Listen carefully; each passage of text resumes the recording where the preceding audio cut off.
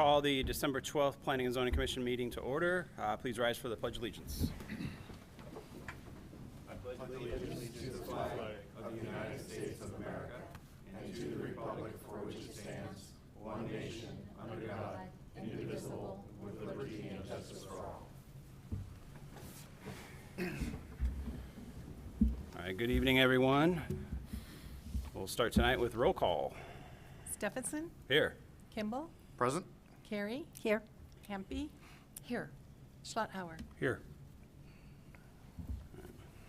Next item on the agenda, ceremonies, announcements, appointments, presentations. We have a couple items here. Yep, the first one here, it's oddly enough, it's National Ding-a-ling Day. So, I looked into it. It encouraged us to reconnect with people that we once talked to. Ding-a-lings on this day call people they haven't heard from in a while, and it actually came about in 1972 by Frankie Heil, and the concept was to have continued discussions among friends and people, and about people being friendly with each other. So, All right, so reach out to somebody you haven't reached out to. All right. And then Field, you have an announcement? I have an announcement to make, commissioners. I was promoted last October to the position of city attorney, so I will be handling more of the city council meetings at this point.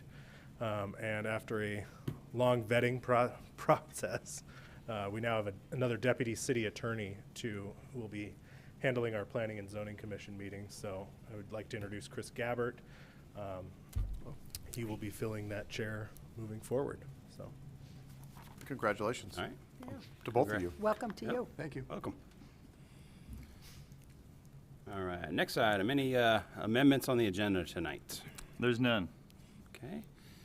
Commission members, any declaration of conflict, ex parte contacts, or site visits? No. No.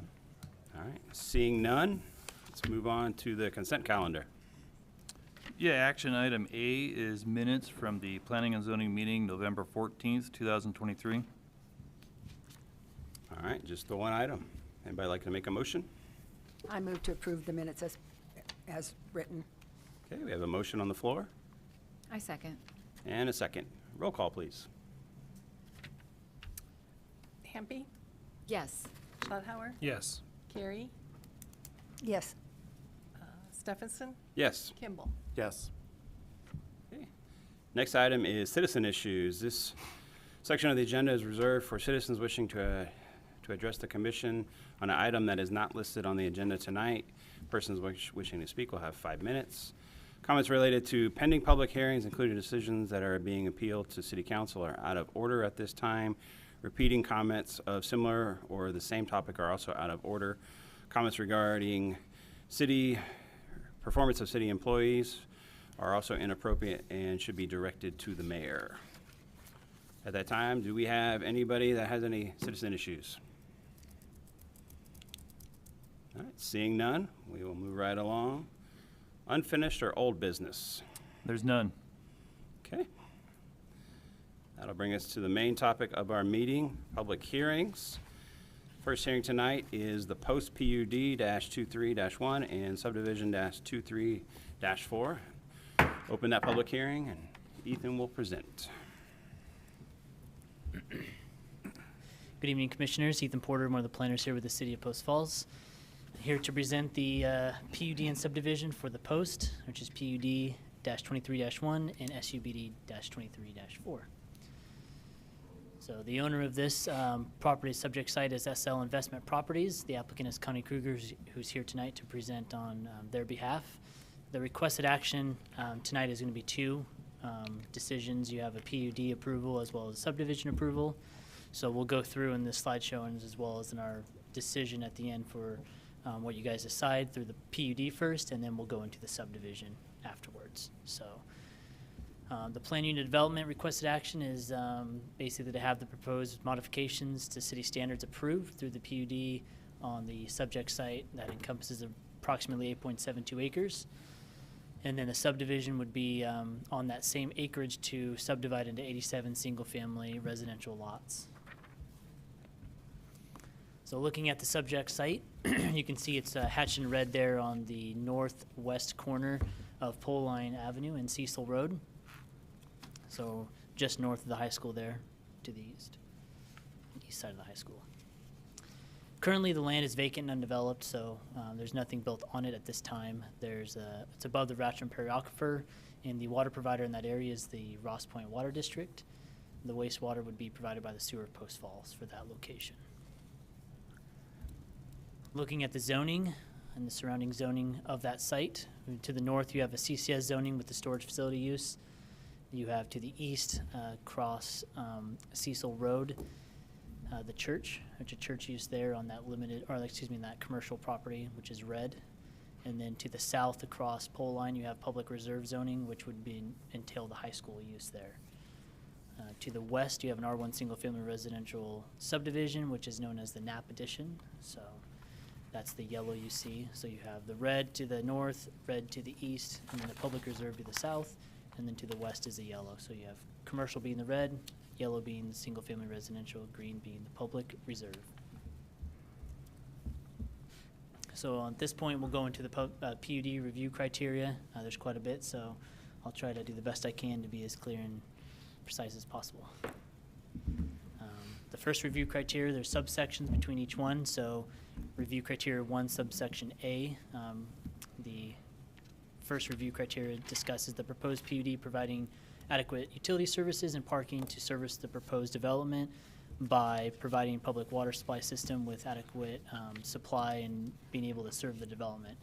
So you can see through Exhibit A9 in your staff report packet that there is a will serve letter from Ross Point Water District, so they would be able to have water connection for this development. Subsection B is providing a public wastewater collection system, basically making sure there's sewer and there's capacity and adequate flows for this site. And upon staff report and staff review, it would be able to hold the capacity as proposed for the system and to accommodate that development as proposed. Subsection C of review criteria 1 looks at providing adequate accommodation for other utilities necessary to support the proposed development. And so for the proposal that's submitted, it identifies corridors for other utilities and easements along the private roadways, including the alleyways, and it is seen in the Exhibit A3 within your packet. So it does show that other utility corridors there in their plan. Subsection D of review criteria 1, we look at providing sufficient parking through the development to adequately meet the parking needs of all the uses proposed in the PUD. This proposal provides more than the minimum required parking, which would be 2 off-street parking stalls for each residence as required per Post Falls Municipal Code. You can see there's additional parking not only for the 2 off-street, but there's also the garage spaces, the driveways, as well as extra parking along the roadways, as you can see in the upcoming slides. But here they give a breakdown on their submittal within their narrative that shows kind of how they're meeting their requirement. So they're well over, as 174 would be required, and they are proposing to add 408, which includes the garages, driveways, and the overflow parking stalls within the development and the roadside parallel parking as well. Looking at review criteria 2, its proposed PUD provides for an integrated transportation network that adequately serves the proposed development by subsection A, providing the continuation of arterial and collector streets, meeting city standards for traffic volume in a manner consistent with the city's adopted transportation master plan. So North Cecil Road as well as Pole Line Avenue are identified to have sufficient capacity to handle those proposed development traffic flows beyond the current 2035 master planning window. So here you can see this is a picture of the completed in 2022 Pole Line and Cecil roundabout. This was constructed and put in to help mitigate traffic concerns and accommodate future growth patterns along this area in the roadway. So to the bottom right of the screen would be the subject site that we're talking about tonight. Looking at the review criteria 2, subsection B, providing a local street network that allows adequate traffic circulation and snow storage throughout the entire development. The internal local street network is a combination of private roadways and alleyways. They have two separate access points to the public roadway system, one on Cecil and one on Pole Line. And then parking on the internal streets will be restricted to one side only and no parking for the proposed alleyways due to the widths. There also will be no parking along Pole Line or Cecil in the public roadway. So here you can see kind of a snapshot. On the northeast, you have that connection to the public roadway here, onto Cecil, and then to the southwest, you have that connection onto Pole Line Avenue. So, and then you can see their other roadways in the alleyway layout here as well. Continuing on to review criteria 2, subsection C, it's providing a pedestrian and bicycle system designed to provide adequate circulation throughout the entire development and open space areas. Kind of as you can see here, there's pedestrian pathways that you can see connecting through the east, the north, the south, and the west. There's kind of a congregation point there where that circle is, kind of in the center. So it is provided for that. Sidewalks along internal private roadways are proposed to have a sidewalk on one side only, which does comply with city code. Looking at review criteria 3, proposed PUD provides enhanced community design by going into subsection A, conserving and incorporating the site's significant natural, scenic, and/or historic features in the development, if any. The proposal layout maintains this pipeline easement that goes through for the Yellowstone Pipeline Company across the property as a no-build area, and is shown integrating a green and open space area throughout this easement location. In our code, Post Falls Municipal Code, areas of stormwater and utility easements are generally excluded from the calculation of open space areas unless the primary use and design of the areas for recreational purposes. And so kind of looking at this shaded area here, historically through the west and to the east as sites have been developed within this pipeline area, that 50 feet has been maintained as a kind of no build zone there. And this proposal here that you can see in that shaded area is where that easement goes, and it's proposed for parking, part of the private roadway, some open space, the pedestrian trail and connectivity through the sidewalks and pathways in there as well. So.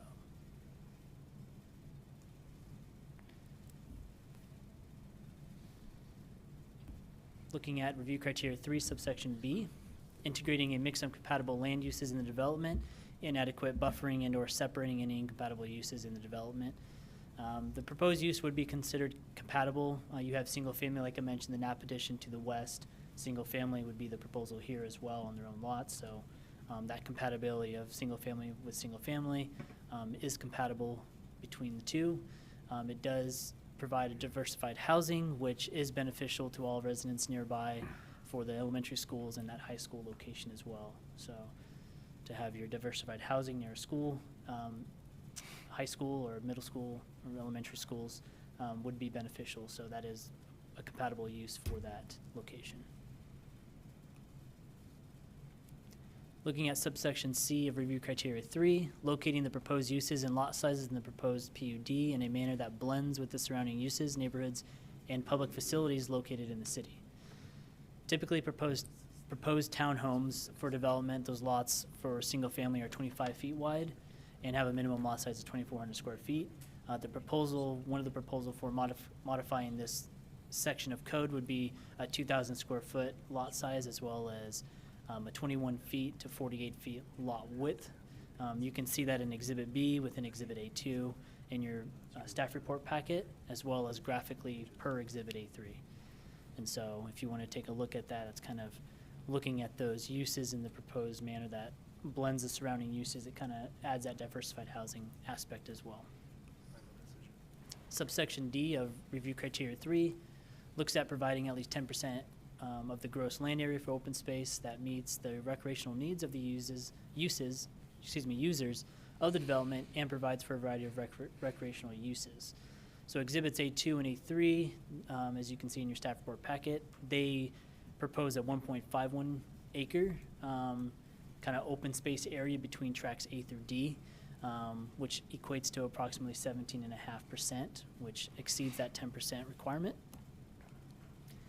Here you can see it's like kind of boxed out in green there. Each track, so starting from left to right, you can see Tract A and Tract B, C, and D, and how those are incorporated.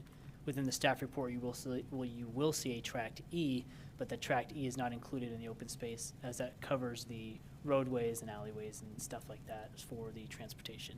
So just looking at Tract A through D, it does equate to 17.5% open space. So they would be meeting or exceeding that minimum 10%. So here's the breakdown as they provided within their application.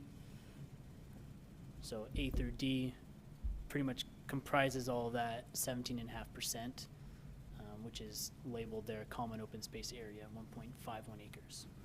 So, looking at review criteria 4, subsection A, review criteria 4 is the proposed PUD provides for timely development of the property and security for future completion and maintenance by ensuring that each development block contains all the necessary elements to exist independently from future blocks. So looking at Exhibit A2, they propose this in a single phase, so there's not going to be phase. This will all be done in one phase. So there won't be any future aspects of this project to be lingering if that were the case.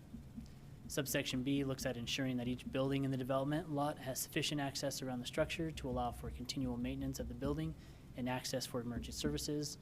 So as their proposal and their layout, there will be alleyways and private roadways to be utilized while maintaining necessary fire requirements and city standards for spacing. Subsection C of review criteria 4 looks at ensuring that a funding mechanism exists to adequately maintain common areas that are not public maintained. So HOA will be required per the subdivision and PUD to have that HOA to be maintained, those frontages and kind of that open space, making sure that's kept up nicely. And also that does include the frontage along Cecil and Pole Line as well. So the HOA would be able to maintain all those. Looking at some of the modifications that was provided per Exhibit A2, we can see a list here of kind of what they're proposing, changes from code to what they're proposing. So one of them mentioned the 2,400 square foot lot size. They're proposing a 2,000 square foot lot size. So I won't go through each of these. It is in your packet, but I will kind of hold it up for a little bit for you to see. And I think there's 4 of these slides, so I'll slowly go through them. But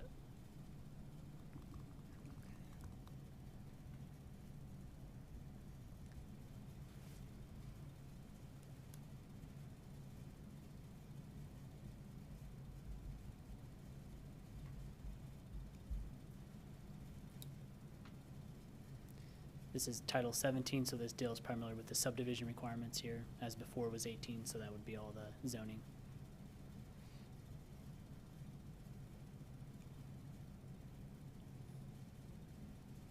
Hard to see, but they do provide a cross-section for their streets, so you can see kind of what spacing they're looking at.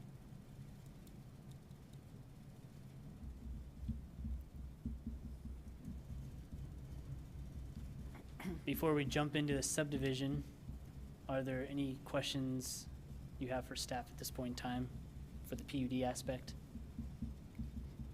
I have a question, and I don't know if it would be under this one or wait for subdivision on the entrance and exits onto Pole Line and Cecil. Mhm. Would that be now or wait through subdivision? As in what question? Are they providing them? No, I saw that they are, and Oh. I'm just questioning, have we had any recent traffic studies or anything there? I mean, that's right, the Cecil one's bad enough, but an entrance and exit on Pole Line, that's right across from the high school. I don't know how many of you people have been around there in the mornings when there's buses from the high school, buses from the elementary school, young kids driving to school. I mean, that's a mess there. And I'm would say- wondering about having an access onto Pole Line from that I would say with the roundabout that was put in, I would think some study was provided, but I'll let Rob Paulus, the assistant city engineer, kind of describe that a Okay. little more. Good evening, Commission. Robert Paulus, Assistant City Engineer. Regarding the access onto Pole Line Avenue. Pole Line Avenue is classified as a minor arterial roadway, and within arterial roadways, we do have spacing standards for road intersections. That spacing standard is 500 feet. The access space that they are showing is a little bit more than 500 feet. not much, but it is more than the minimum standard. In regards to the peak hours, especially when kids are coming to school in the morning and when they're leaving in the afternoon, one of the improvements that we made in that area with the roundabout, there was just over a quarter-mile section in there, which prior to the construction of the roundabout, it was only one lane in the westbound direction. There are now 2 lanes in the westbound direction, so that should help with traffic at least being able to make the right turn out. There may be periods of time when school is, especially leaving in the afternoon, where making a left turn out of the neighborhood might be difficult, but people in that neighborhood would have an alternate route, which would be to go to Cecil Road, and they could utilize Cecil to make their left turn to head to Highway 41, or they could use Cecil to head north up to Prairie Avenue to head to Highway 41 or points east as well. Does that help with your question? Yes, but it's still, we're still going to have that traffic on there. I mean, I really do have a problem with an entrance onto, I mean, it's a small enough development. Couldn't it all be routed out onto Cecil? We need to provide at least double? 2 access points for For the the fire. subdivision, and they cannot be on the same roadway. That's to be in compliance with the fire code standards, because they are more than 30 units in that subdivision. I would put a little bit of it into perspective. Pole Line Avenue is a busy roadway. It's around 12 to 14,000 vehicles per day on it. It is a lower volume of traffic than what you would see on Celtice Way in the area by Yokes, McDonald's, that area. And the number of driveway spacings in that area is much greater, and the traffic volume is greater. Is it ideal over there? No. But per our standards, they are within that compliance, and I think it will work satisfactorily. Okay. Is there any way just to make it a right out only onto Pole Line, you know, instead of being able to cross traffic, just to go west instead of both east and I west? think there's significant periods of the day in that area where having full turn movements work. Your biggest problem is when kids are going to school, which Right. tends to be a little bit earlier than some people go to work. And then in the afternoon, kids let out earlier than when most people are going home. There's a couple-hour difference between when school lets out and when people tend to come home. So your peak hour is actually kind of longer in that area. So my opinion is that what they have there will work. And there is an offset between where the entrance is to the school on that end. The entrance to the school at that location is a 3/4 turn movement. That means that the kids leaving the school cannot make a left turn out of the school onto Pole Line. They have to make a right turn. And teachers or whoever else use that parking lot. And then if they're trying to head west, they actually have to go east, go around the roundabout, and then head west. So that also will help in mitigating some of that access, especially in the afternoon for that location onto Pole Line. Is there a map at all that we could see where where the roundabout is, where the access coming onto Pole Line is, and then where GIS. the schools, driveways, ingress, egress are?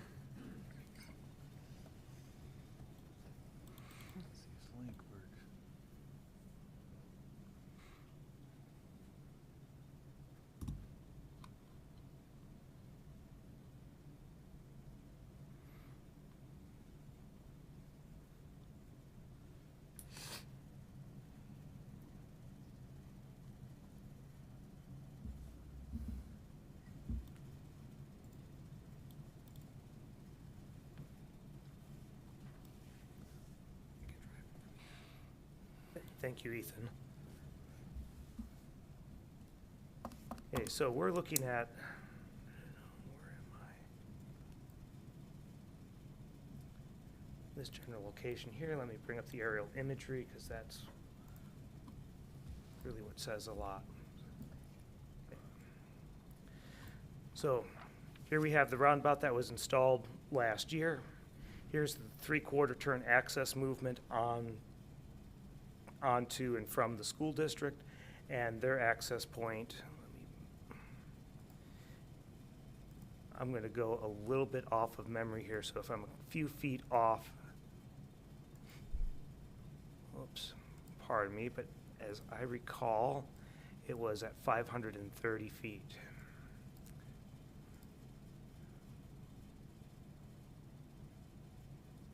Yeah. Or, no, that was the other one. This one was right at 500, or pretty close. So their access point's going to be in this general area here. Okay. So you've got the access coming into the school, you have people coming out. Okay.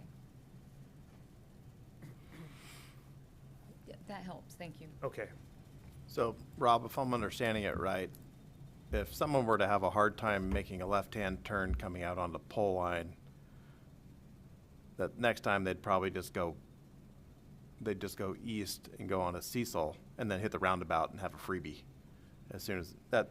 that's what I would tend to find would happen is people tend to be creatures of habit. I'm a creature of habit as well. I had a neighborhood that I lived in which was almost impossible to make a left turn out. I found a different road which made it so I could utilize a traffic signal instead, and it saved me about 2 minutes a day. Right. When did we approve this for the zoning on this? Was it like a month ago, month and a half ago? I think it was years ago. Years Yeah, ago? It's been a long time. Yeah, that was. It's been here the whole time I've been employed here. So it's About been 16 the years. same zoning all along. Did we just I thought we, approve one next to it recently, or? wasn't We there did something? something there. We did something there. We just approved one Yeah. just like a month and a half or 2 I don't know months if it ago in was the that area. recent. But anyway, we approved the neighborhood commercial zoning, and I wish I knew which piece that was. That was Lonnie Bittman's on the other, over on the corner of Pole Line and Greens Ferry on the northeast corner. Oh, That was the one the that. other corner, Yeah, okay. the other corner. He came in at neighborhood But commercial. I liked the idea of the neighborhood commercial in that spot for the same reason, because that area is mayhem at school, just at the time the school's being loaded, and just at the time the school's coming out, but the roundabout's full. You can't put more cars in the roundabout than there are right now. And so I thought that the commercial might be better than residential, because it would offset the time of day that it's busy, so,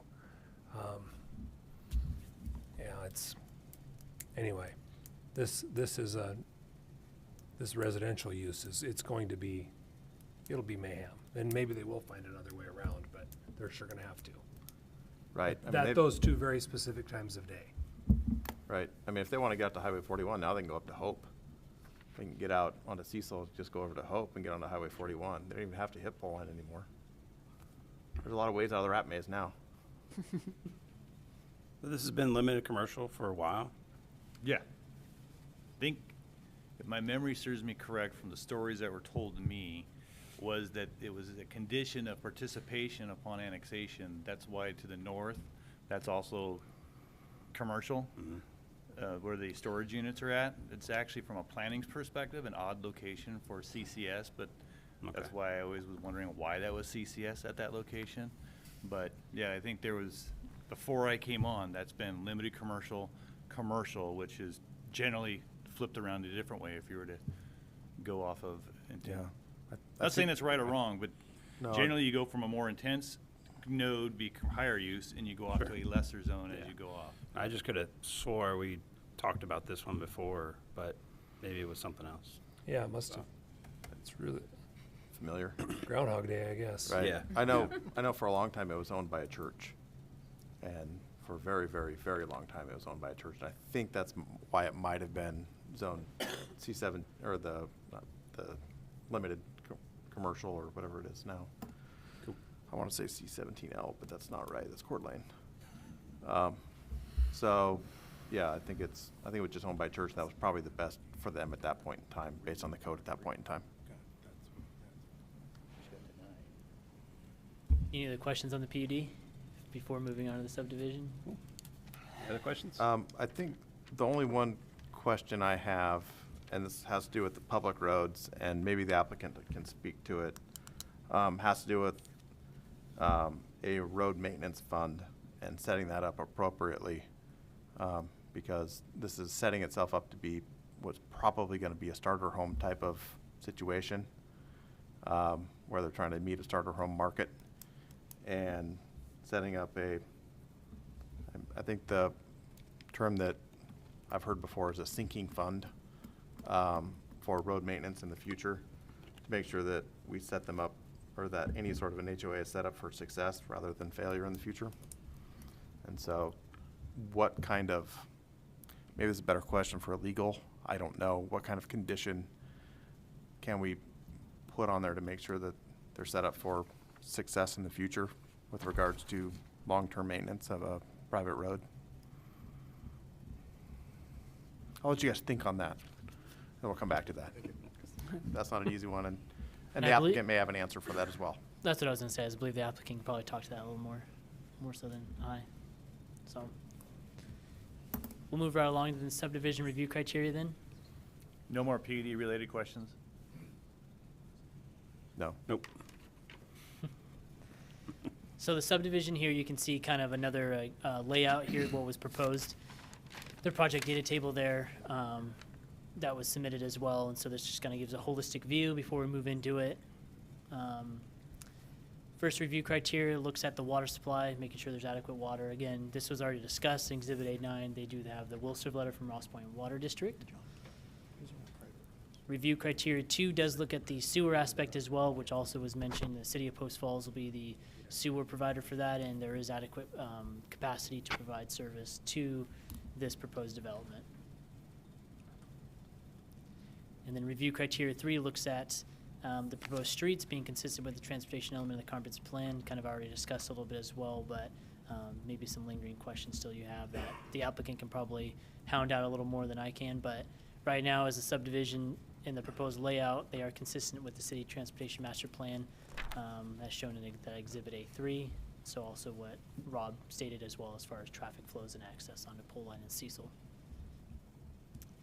Review criteria 4 looks at all areas of the proposed subdivision which may involve soil or topographical conditions presenting hazards have been identified, and then that they don't, and that these uses are areas that are compatible with such conditions. So the Yellowstone pipeline obviously would be the one that stands out, and so with that being said, they did provide agency response, which I will cover in the later slides, but Exhibit PA3 kind of discusses that as well, as far as their response, kind of what they stated. Looking at subdivision review criteria 5, they are proposed for subdivision zone for the proposed uses, and the uses conforms to other requirements found in this code. So the proposed townhomes of 6 units or less per structure is allowed outright in limited commercial, and so per land use table, that is a permitted use. Kind of looking at the zoning a little bit more, as you can see hatched in the black there, it's that light pink that's overlaid in the black hatch. Just some of the already information we discussed. Again, the project data table and kind of some of the uses and specifics there for what they're proposing for this development. Looking at subdivision review criteria 6, just discusses the ensuring that the community bears no more than its fair share of costs to provide services by paying fees, furnishing land, or providing other mitigation measures for off-site impacts to streets, parks, and other public facilities within the community. Basically, these are collected through impact fees at the time of building permit. They apply for the building permit. When they pick up, they pay impact fees based on that for parks, fire, EMS, public safety, multimodal pathways, and streets. So those are all collected at building permit time frame. Notifying agencies, these are the agencies that we notified, the list here. And so of these agencies, basically the responses that we got back were from Panhandle Health District, which had no comment from the 2 they sent in, and then the Phillips 66, so the Yellowstone Pipeline. They did comment. They're not against the subdivision change or a PUD, but they do desire to review development prior to any work commencing within 50 feet of the pipeline. So the easement is cited on Exhibit A3, and then for the city's aspect to this and their response, we just do the review applications and make sure they meet city code and standards for that. So the Yellowstone Pipeline maintains their thing, and we review our stuff, so that's just what their comment stated. PA5 was the Post Falls Police Department. They remain neutral in this, and so out of all those, I'll stand for any questions you have on the subdivision. Any other questions? Seeing none? Next, we'll have the applicant come up. You just state your name and address for the record, please.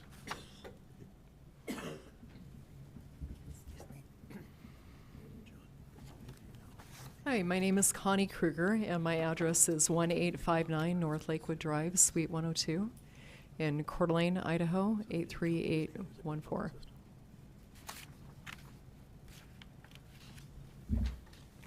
Okay. So tonight, as you're well aware, we're here to talk about the post, and the city staff report covered a lot of the requirements of city code and whether or not the project complies with the requirements for a PUD as well as for a preliminary plat. So there's been a lot of discussion about that, and we thought it might be helpful tonight to focus in a little bit more on the PUD and what the PUD is about, and just to be able to provide you a little bit more of what our vision is for the community, and at the same time address code requirements.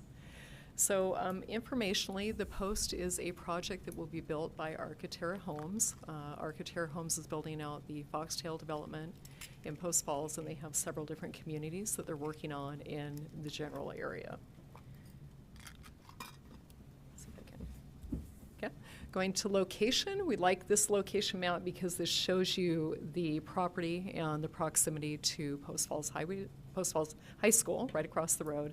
And then also Highway 41 is within a half a mile of the property. So there are lots of different commercial restaurants, service businesses, whatnot, that are in close proximity. We don't see a lot of those types of businesses here along Pole Line, and we do see more of a concentration of those that are occurring up toward the Prairie area, where you know there are a lot of different commercial nodes that are established with a comprehensive plan, and there have been a lot of rezones, annexations, things like that. This area is a little bit more residentially oriented, but again, a great area in terms of proximity to all of these services. Also on this map, that is Google spelling of Pole Line, not mine, so just FYI on that if you look at that and wonder. So here's our project description, and you've seen the map that was included in our application materials, but we're actually going to show you some renditions that we've done using software that really gives you a realistic idea of what the project is. So we'll talk about it here, but then I'm going to roll into things that help us a little bit more with that. So again, we're an 8.65 acre property, and we're proposing both a PUD and a preliminary plat tonight. Townhomes are a permitted use. They're permitted outright in the limited commercial zone. In our development, 17.5% of our property is in open space, and that's in 5 separate tracts. City code, when you're creating a PUD, requires 10%. We also have an additional 21.2% in a street and utility tract.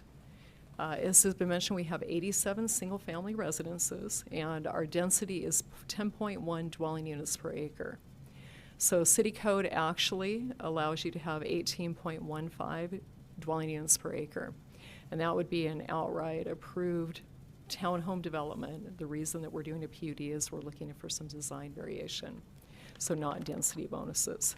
So if constructed to the full number of units that would be allowed under city code, this would be 157. We are including private roads, private alleys, private open space, private paths, parks, and supplemental parking.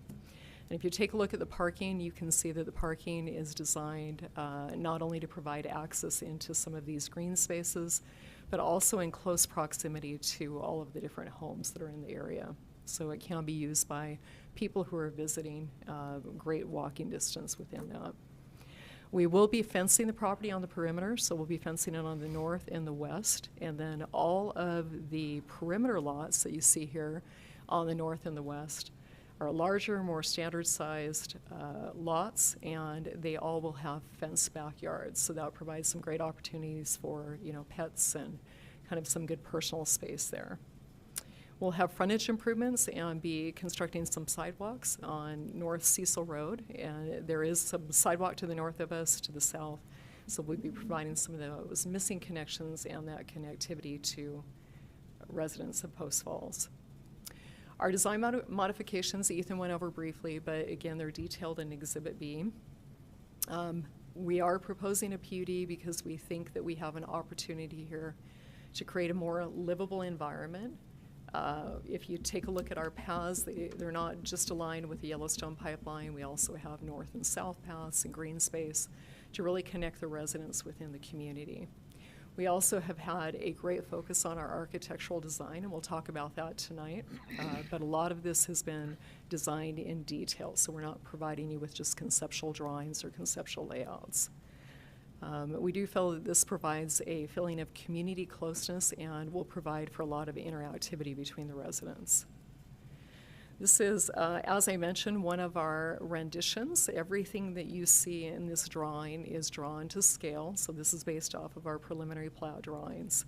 And this is a really great depiction showing you how these trail connections and sidewalk connections will work throughout the development, how we connect over to the park area, and we're really keeping a lot of this internal. So great amenities for the folks that are living there, great walkability, great connectivity. Folks that live here who have kids that are in school, we have the school right across the street, so they'll be walking to the school.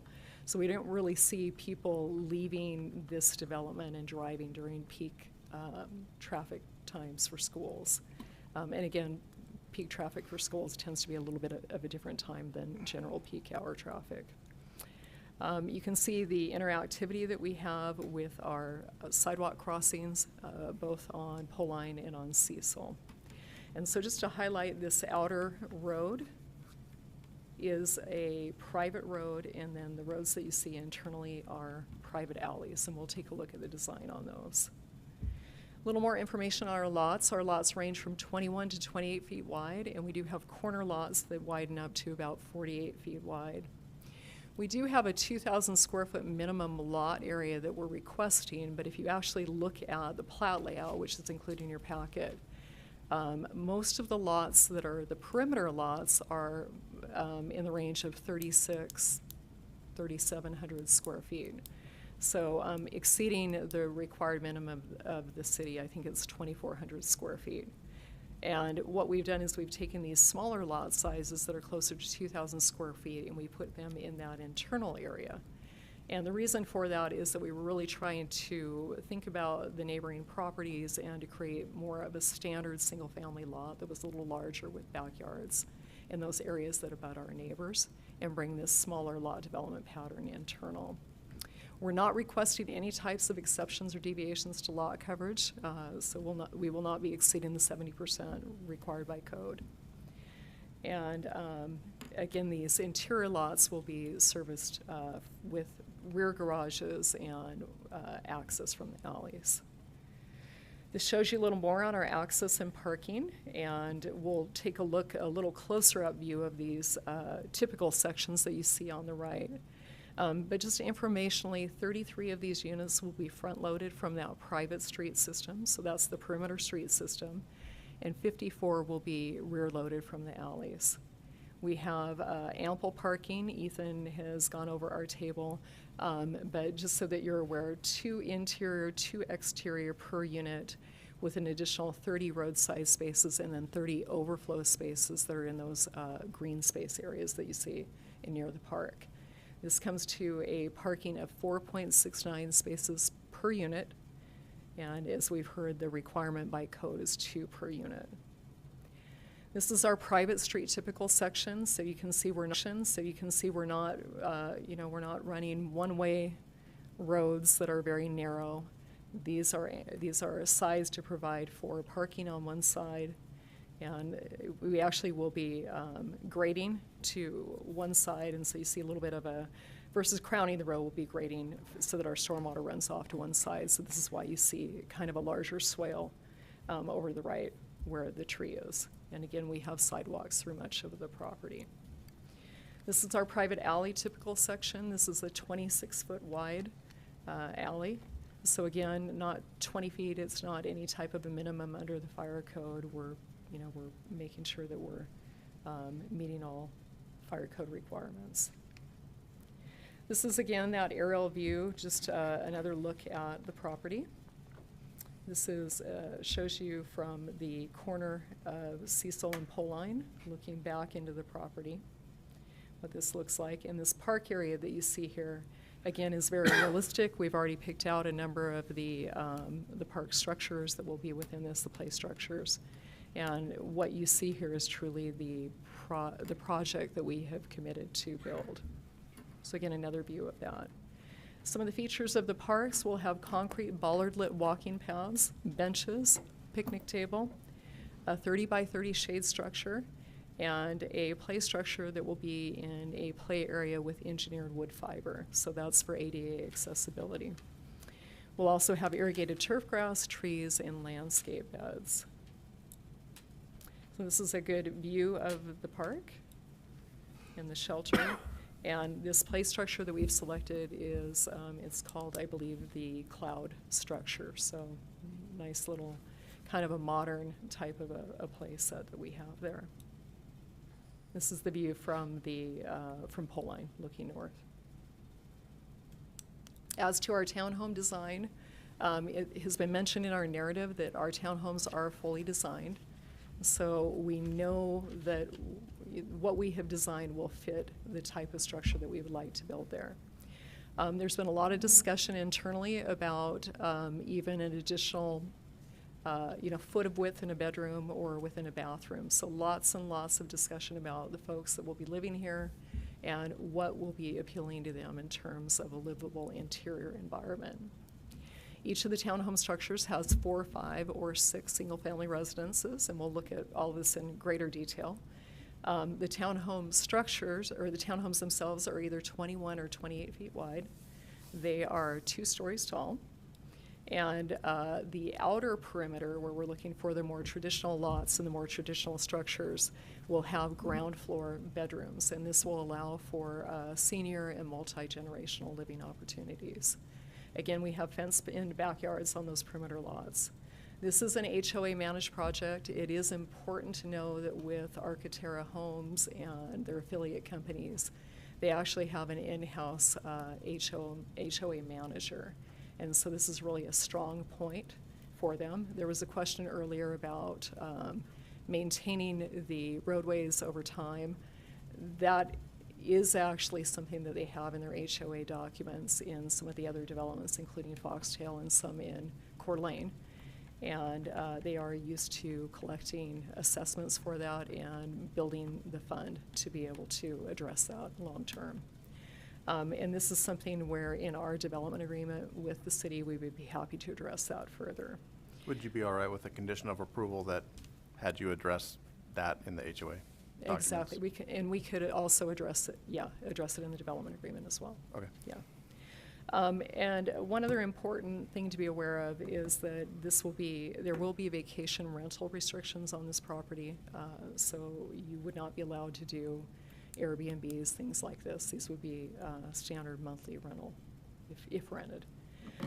This shows you our 21-foot wide single-family residence. This is with the alley-loaded garage. So these are those kind of internal units that are tucked down in the southeast. This is the front elevation of the 4-unit. And you can see that our architect has really designed this with a lot of facade articulation, varying materials, to really provide for an interesting design. This is the 5-unit front elevation and the 6-unit front elevation. This table is included in the narrative, but importantly, these are not small units. These range from 1,787 square feet up to 1,845. We have 490 square foot garages. They are 2 to 3 bedrooms, and every unit has 2.5 baths, covered porches and balconies also. And again, lots of discussion about storage, mechanical rooms, trying to maximize this and make these units very livable. Moving on to the 28-foot unit, this shows you the unit that has the front-loaded garage. So this is the perimeter unit. This is the 4-unit front elevation, the 5-unit front elevation, and the 6-unit front elevation. So again, the same types of architectural principles have been used here with great detail. These are 1,900 square foot units with the 490 square foot garage. In this case, as has been mentioned before, we'll have 3 upper bedrooms and 1 lower bedroom. And then this is a 3 full bath townhome. We've talked a little bit about utilities. I'm not going to hit on this in great depth, but again, we have a will serve letter. There are water mains that are present in both Poline and Cecil. We'll be extending those public water mains through our project. And we'll be providing appropriate easements to allow the water district and the fire district to access those. And they will be built to all public roads or public utility standards. For sewer, we do have the city of Post Falls as the sewer service provider, and we'll be installing 8-inch mains, and again, allowing appropriate easements for the city to access this internally, and these will be built to a city standard. For irrigation, the Post HOA will operate and maintain the irrigation system, and those irrigation features are in the various tracks of the development. Stormwater, also the Post HOA will be the stormwater maintenance provider, and stormwater infrastructure is also in the common area tracks, and everything will be constructed to city specifications. And snow removal will also be conducted by the Post, stored in the tracks, and the HOA will be allowed to access for storage and maintenance. So just a couple of things that we feel are key features that we would like to recap. The Post is a code compliant project.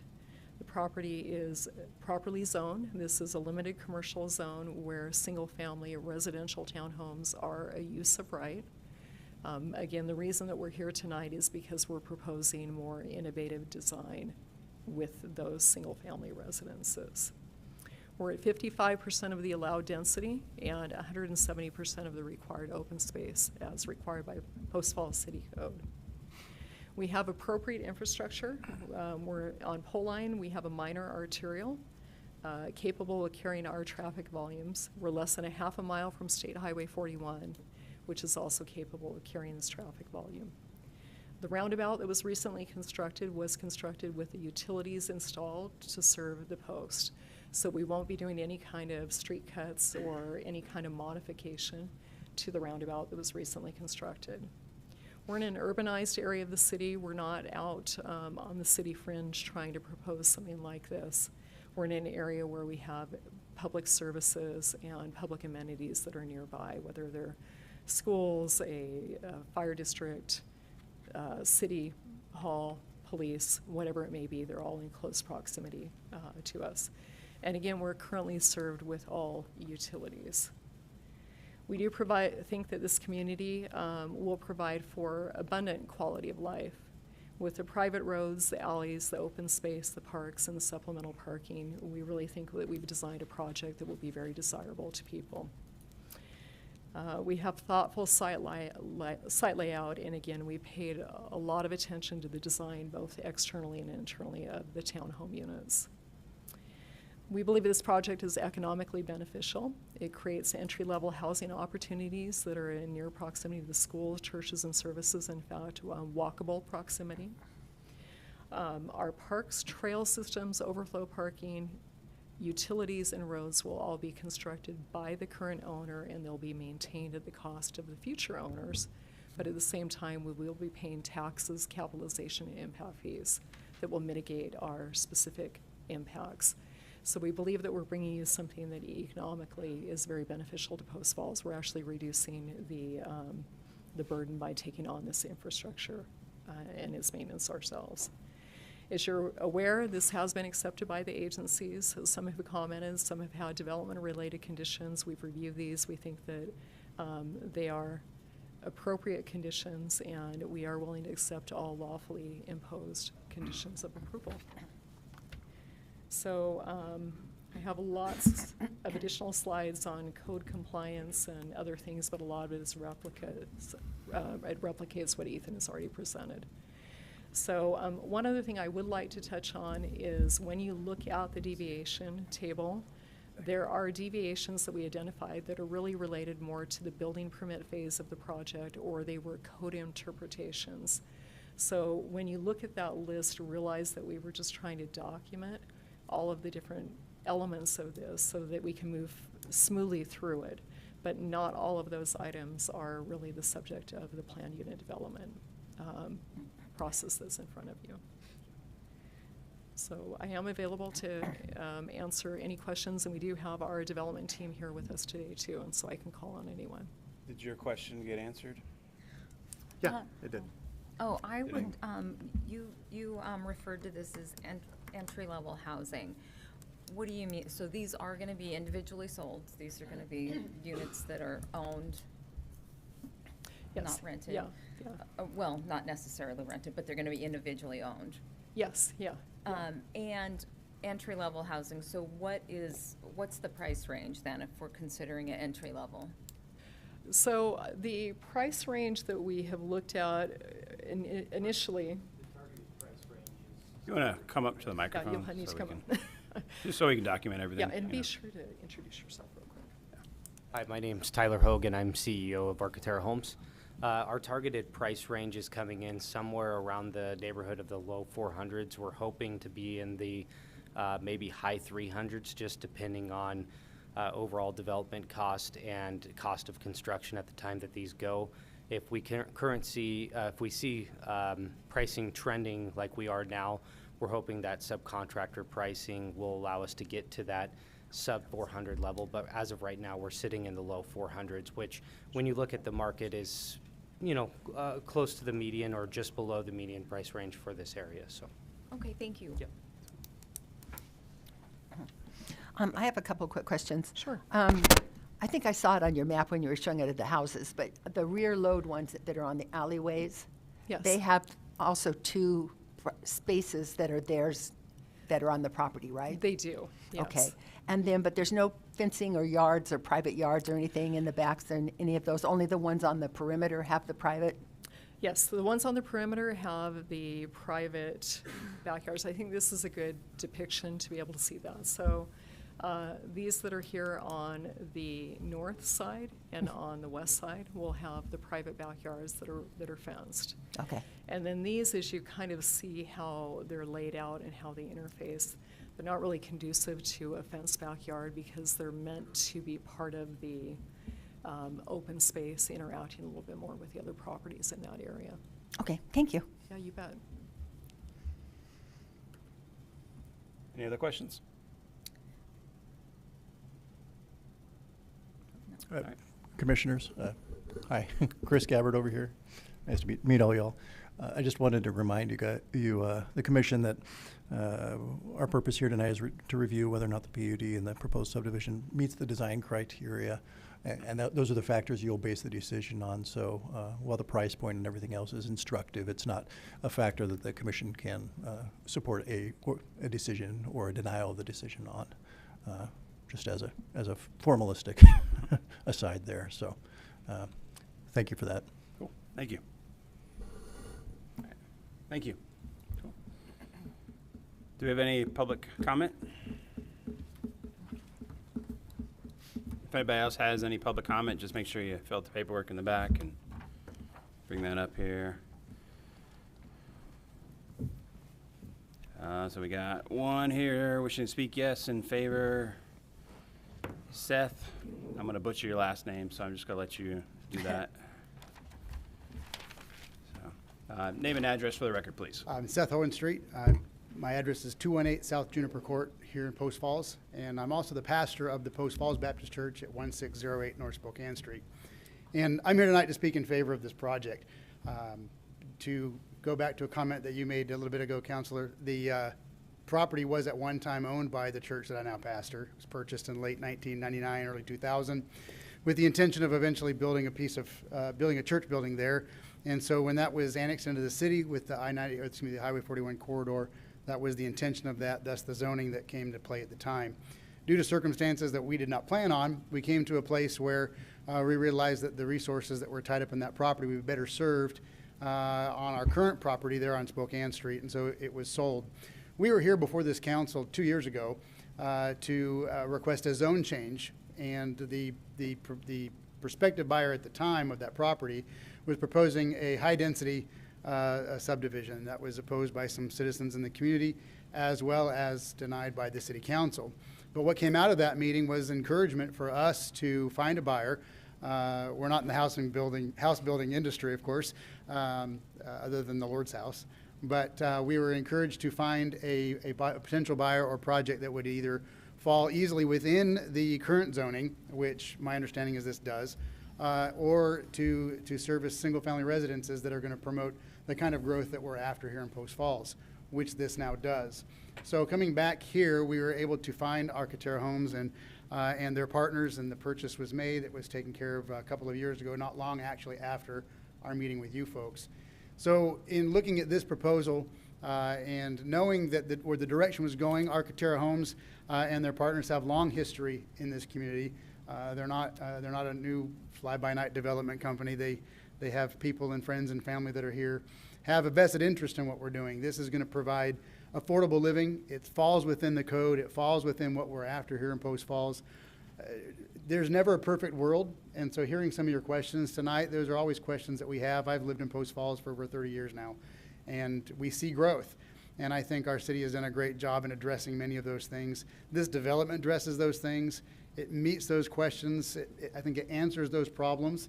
And the few areas where there may be a variance or the approval of the PUD versus something different really goes above and beyond what we're looking for. As a long-term community leader and resident, pastoring a church, seeing congregants come, people moving to the community, this is going to do a great job to meet the needs, meet the code, and go along the lines with what we're after here in Post Falls. So I would implore you and ask you to please approve this as proposed, that we can see some positive growth and some single-family residences improve here in the city. Thank you for your time. All right, thank you. Do we have some other individuals? Hey, you can just come on up, bring that up as we'll get it turned in.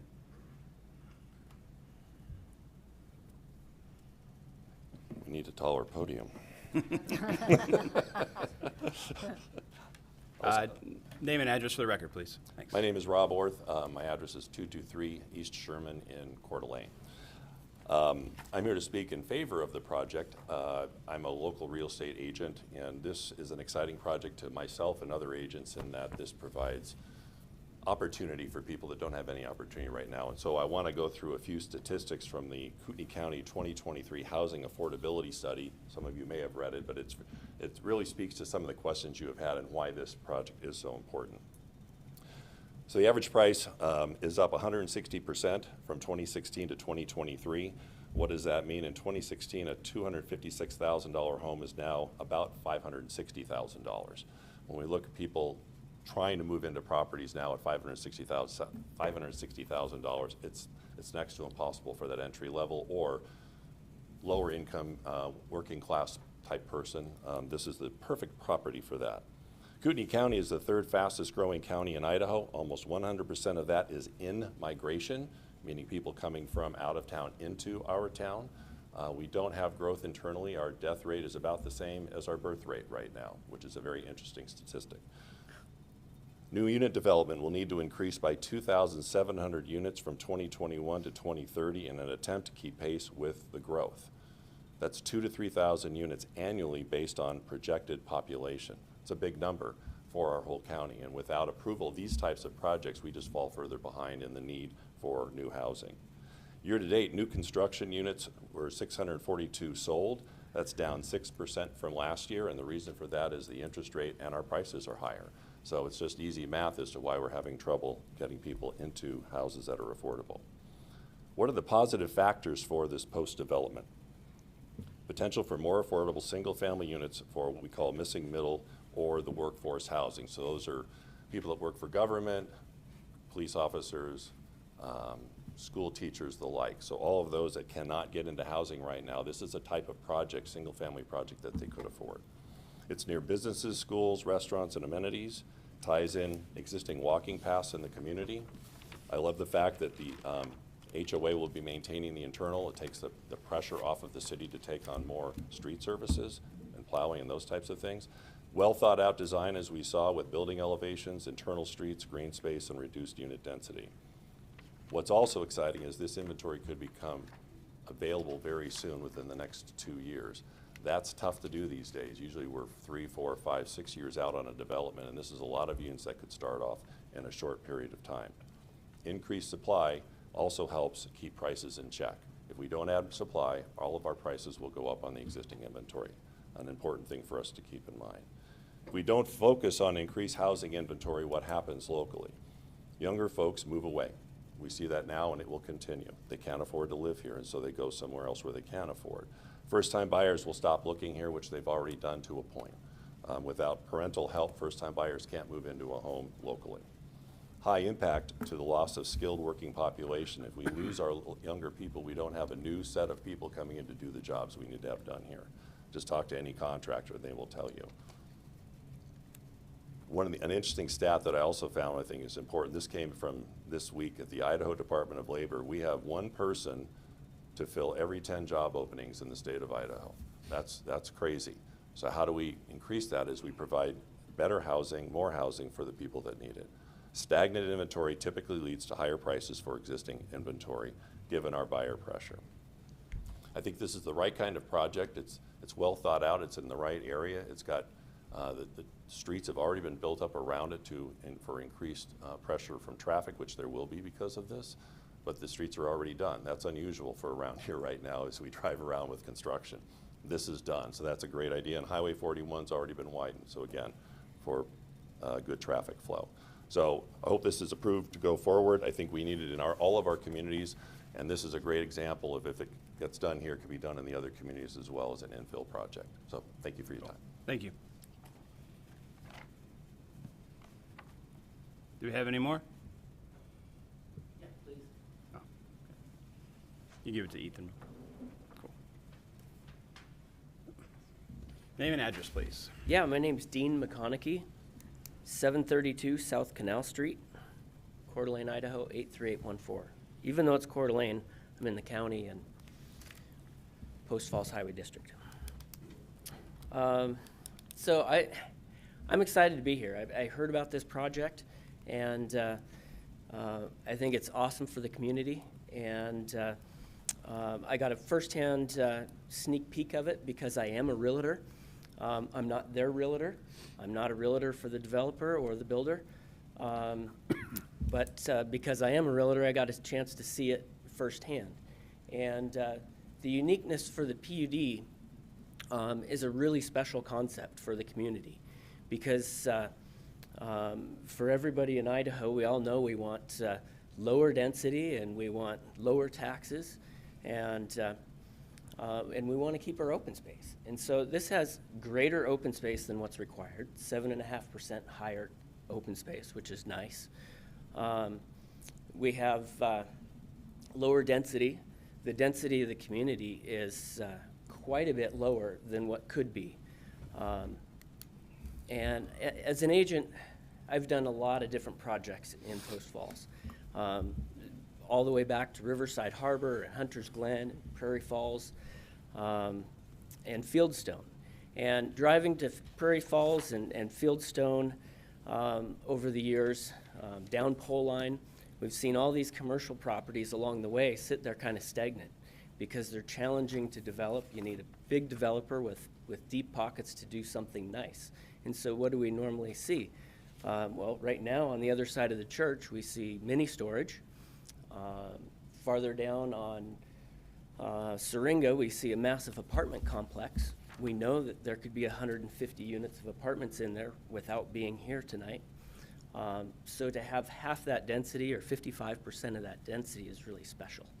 And the nice part about the PUD, they're keeping the roads in-house.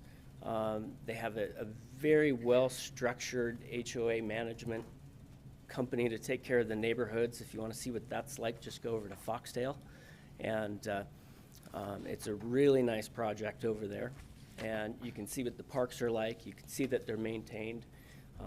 The drawings and everything that I saw that I believe are the same ones that you got are the actual way the sidewalks are going to lay out. They're the actual play equipment that's going to be installed if this is accepted. So they've thought about everything. They're not just kind of putting a pipe dream up here and then hoping to come back with a bunch of changes. The sidewalks, the connectivity to the high school across the street, to be able to get down to the elementary schools and are tremendous for the community. And then to have a project where we can have a price point, like Rob mentioned, people staying in the community. I have family who is looking for housing in Spokane because they can't afford it here. I have multiple clients in the past few years that have moved to Spokane because they can't afford it here. The same builder can build a cheaper product in the Spokane Valley than they can even in Rathdrum. And so this is a really cool project that might be a little out of the box for what we see in Post Falls.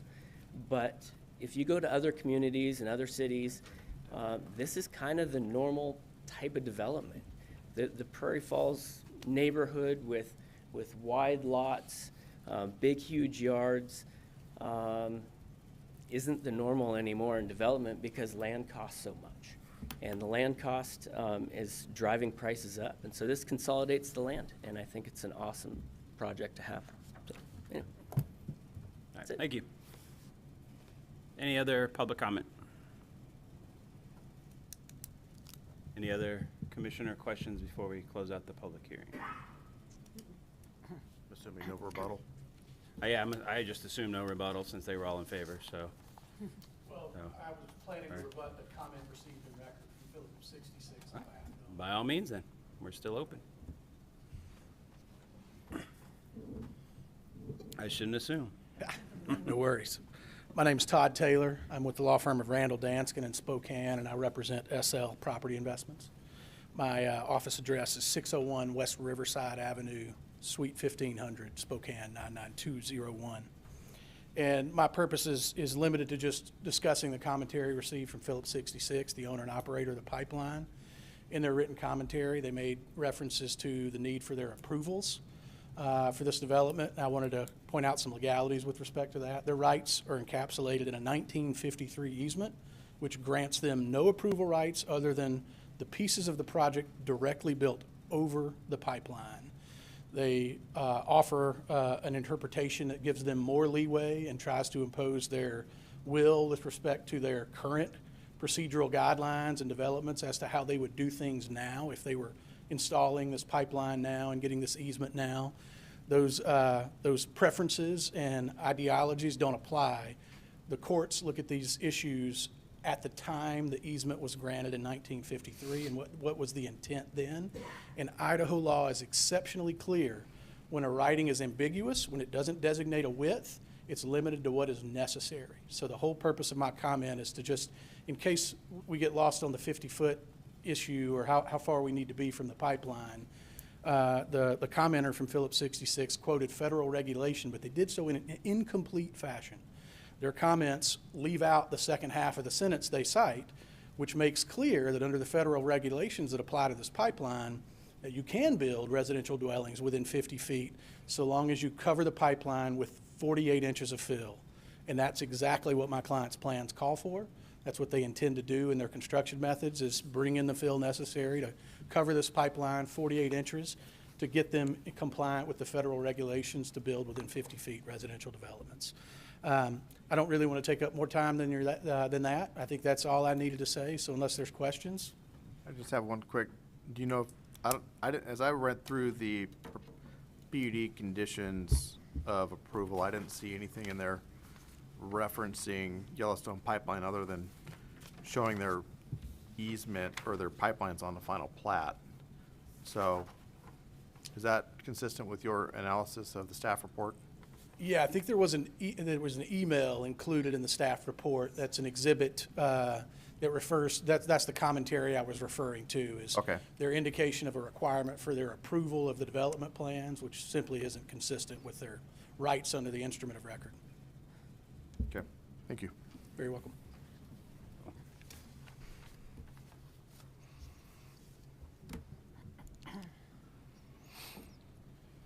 All right. Any other comment? All right, close out the public hearing. So Chris, I think we got two motions or two decisions to look at tonight. How do you want to proceed? So, go ahead. No, go ahead. I was going to say, so actually there's going to be one motion. Okay. Over the PUD and the subdivision both. We thought it might be more expedient to combine the two, since some of the motion, it wouldn't make sense to approve one Well, the without, criteria without is the the same. other, at Sure. least for the motion criteria. Sure.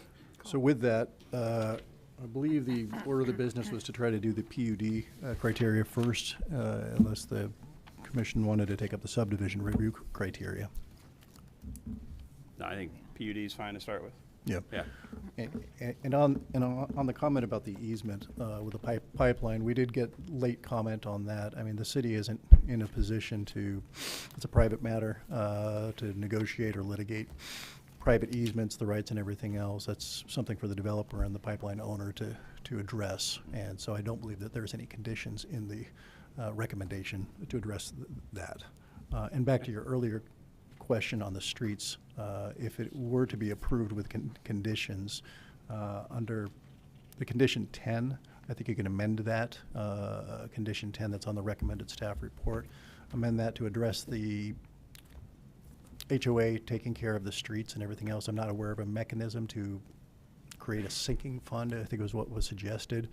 But if the HOA just have that as a condition of the approval, that they're going to be responsible for the care and maintenance of the streets as well.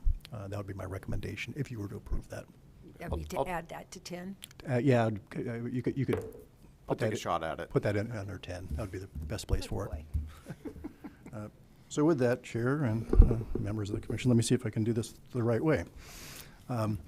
So we're first considering PUD 23-1 for the post, the review and approval criteria, and I'll remind the commission again, and I didn't mean to step on anyone's toes earlier, but this is not a zoning decision. This is basically just an evaluation as to whether or not the application complies with the city's ordinances, and to make an evaluation as to whether or not it qualifies.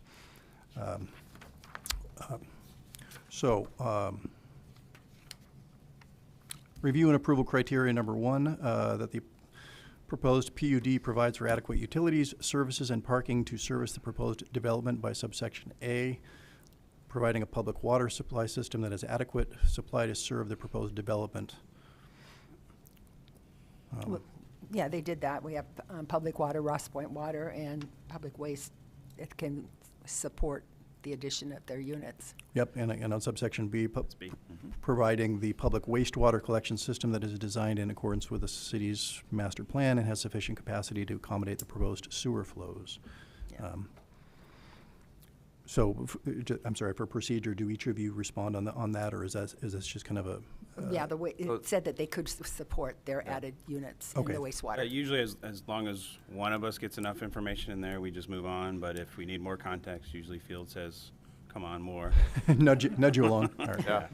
I appreciate the assistance. So those would be criteria A and B under 1. C, providing adequate accommodation for other utilities necessary to support the proposed development.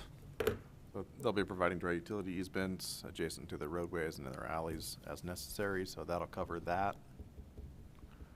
And under D, providing sufficient parking throughout the development to adequately meet all the parking needs of the uses proposed in the PUD. They provided the parking calculations so that they meet it as well. Oh, thank you, commissioners. Under subsection 2, the proposed PUD provides for an integrated transportation network that adequately serves the proposed development by providing for the continuation of arterial and collector streets, meeting the city's standards for traffic volume in a manner consistent with the city's adopted transportation master plan.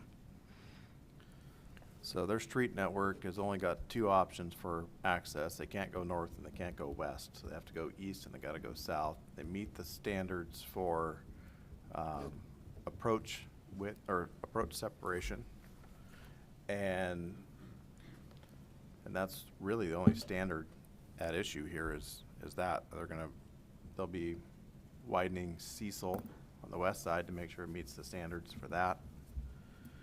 And so, based on those items, that they meet the criteria for continuing arterial and collector streets. Thank you, Vice Chairman. Also providing a local street network that allows adequate traffic circulation and snow and storage throughout the entire development. And I have to say, well, although these are a bit unwieldy, I understand these PUDs don't come up very often, so I appreciate you guys going through the exercise. And they provided a street network in there that has adequate width for both snow storage, as well as circulation and parking and whatnot. Providing a pedestrian and bicycle system to provide adequate circulation through the entire development and to all open areas. Right, so they've got a pedestrian network, sidewalks throughout. They're also providing, there'd be bike lanes and pathways along their perimeters. So bike lanes on the collectors and arterials, as well as pathways along Cecil, as well as there's an existing pathway on Pole Line. And so it meets that criteria as well.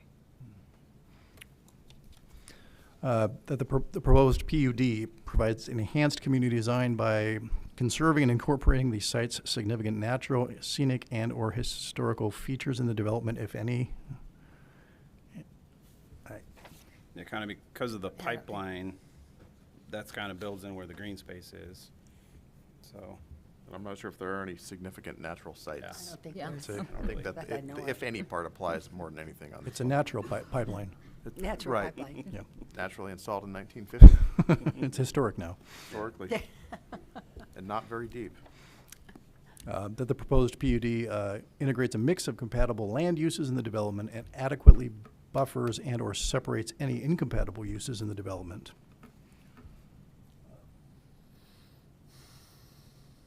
I don't know if there's really a mix. Yeah, of- there isn't any within the development. It's not really a mix, but it does adequately buffer, separating, well, there aren't really any incompatible uses.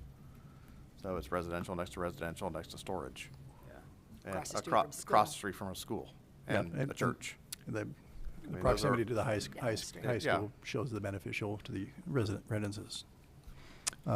Locating the proposed uses and lot sizes in the proposed PUD in a manner that blends with the surrounding uses, neighborhoods, and public facilities located in the city. So I think they're doing their best attempt at blending by keeping the larger lots on the outside next to the single family and the storage.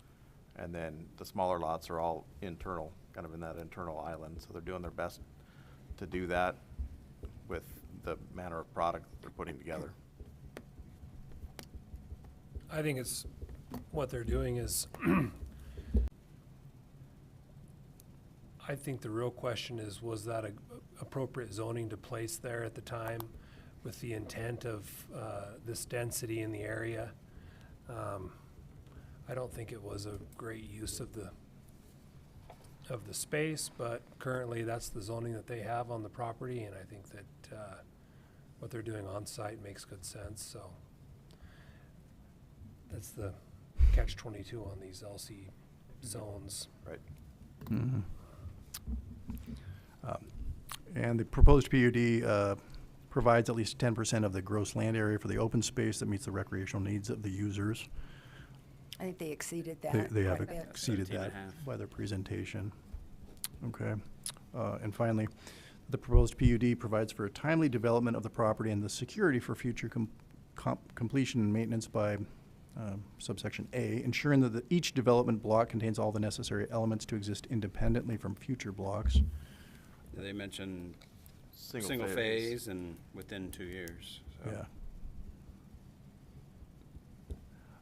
Yeah. Ensuring that each building in the development lot has sufficient access around the structure to allow for continual maintenance of the building and access for emergency services. I think that's fairly well covered. There's space around based on building code and fire code. So, Thank you. And ensuring that a funding mechanism exists to adequately maintain common areas that are not publicly maintained. Well, they have supposed to have an HOA in place right, and we'll work to on. handle that, Yeah, and and the road maintenance. We'll work on a condition that ensures that at least road maintenance is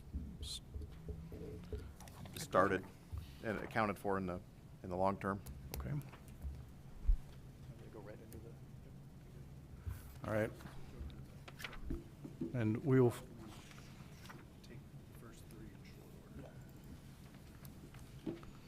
Thank you, Commission. Now into the subdivision review criteria for subdivision D-23-4. Number 1 describes the facts in the record for the provision of water and its adequacy. I think this is a duplicate finding that you've just made with the Ross Point water, unless there's disagreement on that issue. The same with subsection 2 with the sewer service accommodation of proposed flows. Okay. 3 is the proposed streets are consistent with the transportation element and the pertinent facts related to whether the streets proposed are consistent with the transportation element.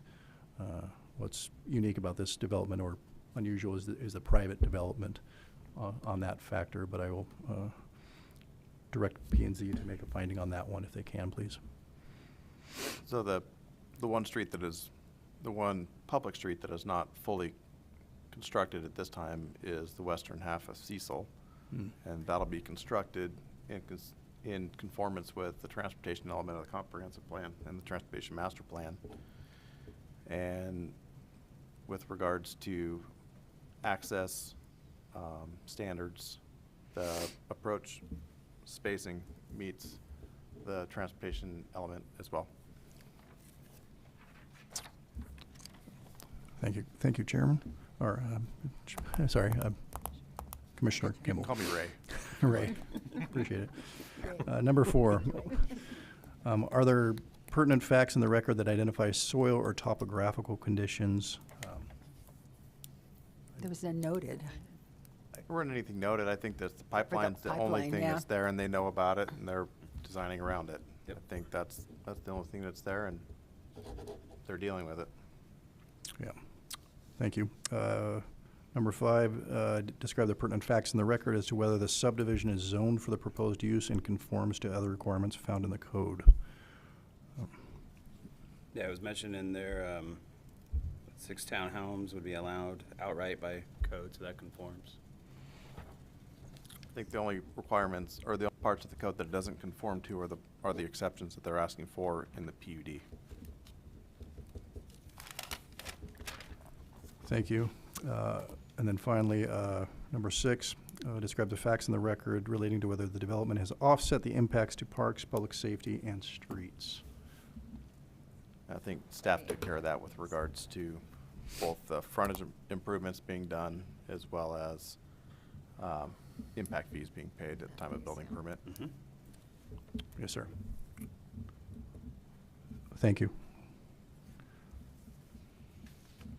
Then, appreciate that and Thank you. deliberation amongst yourselves as you need to at this point. Commissioner comments?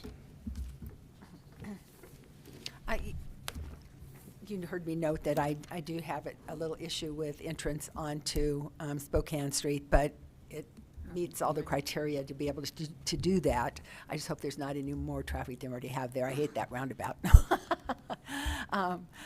But I think it's a good project, and I really like that it's not apartments. It's going to be single families that people can, try to buy. So I really appreciate that. It looks like it's well designed, and so I think it basically is a good addition there.